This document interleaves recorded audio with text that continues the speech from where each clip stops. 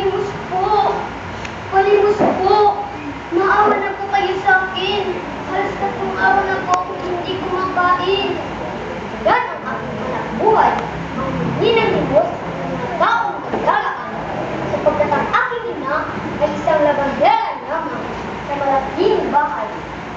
At kami ay nakatira sa isang maliit na damba.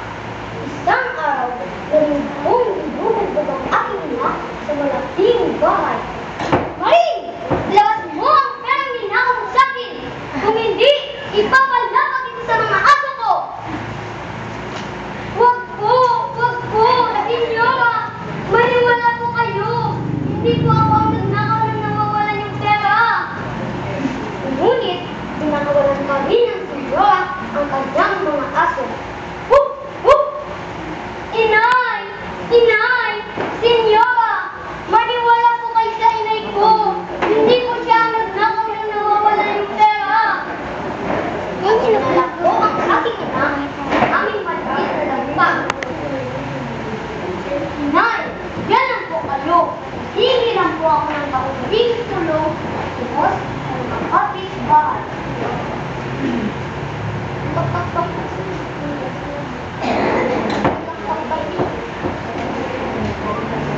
At nung ako'y makauwi, ako'y hapong-hapong.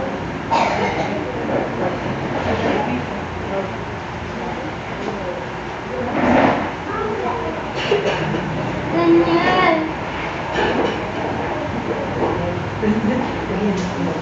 Bakit po, Inay? Alam po ninyo, wala ni sino ang nagbigay ng tulong. Inay? Inay? Inay! Inay!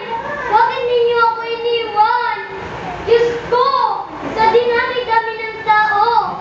Bakit ang inay ko pa? Inay! Inay! Kayo! Anong ginagawa niyo dito sa pamamahay ko? Ano yan? Anuin ko yan? Ngayong wala ng aking ina, lumayas kayo sa pamamahay ko! Layas! Sir, layas! Inay! Inay! Anuin ko yan? Gamot? Iinom ko ba ito? Diyos!